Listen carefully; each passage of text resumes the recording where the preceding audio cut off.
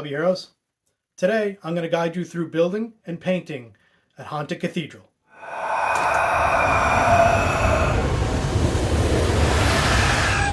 This video kicks off my Cursed Graveyard series and I'm super excited about it. I'm building a massive modular graveyard the size of my pool table. So all the pieces can be used for different things like RPGs or tabletop terrain or whatever you need them for. Why don't you smash that subscribe button so you don't miss anything? So let's get to work. The cathedral that I decided on comes from the Tempest Hold Kickstarter run by RM Printable Terrain and Miniature. It was a great deal on a ton of awesome terrain and miniature STLs with the option for a D&D 5e campaign book. I'll be using a few of the designs in my graveyard build. There is still a late pledge available if you're interested, or you can also purchase the cathedral on myminifactory.com for $14.95. I'll put the links in the description for both. I actually printed the cathedral at 80% its size. The original is at 34mm scale, which is great, but I wanted it more for 28 to 32mm for Warhammer and D&D. I printed it using my Anycubic Viper FDM printer at 0.2mm quality and 10% infill. After dumping all the pieces out, I arranged all the first floor pieces how they would go and began magnetizing. I have a love-hate relationship with magnets. Can't live with them, can't live without them.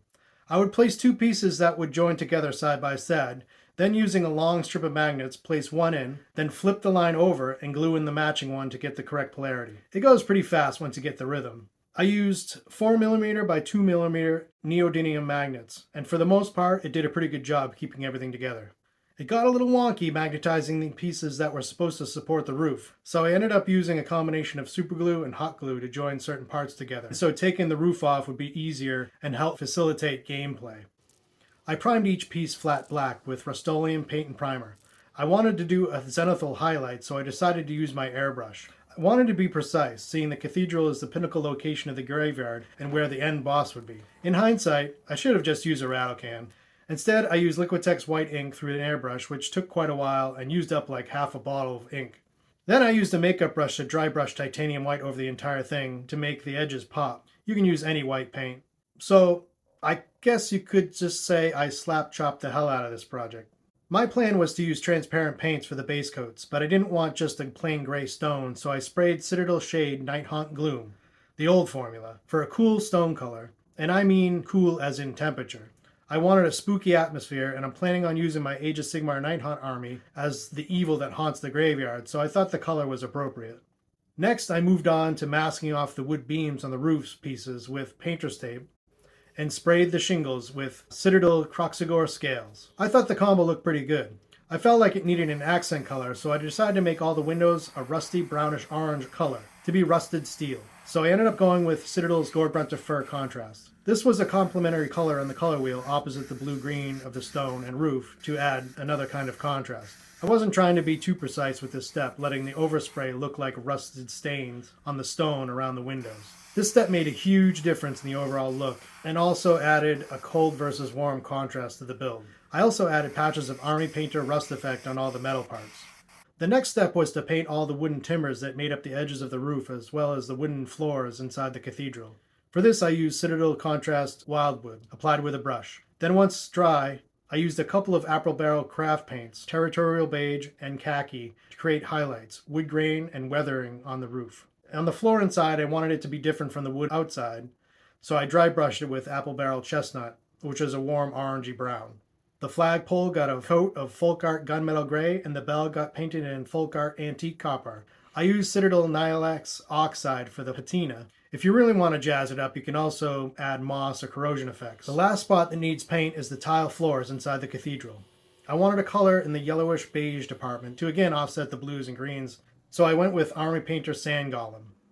Then dry brushed Citadel Screaming Skull. I should have just used craft paint ivory, but I just used to dry brushing with Screaming Skull.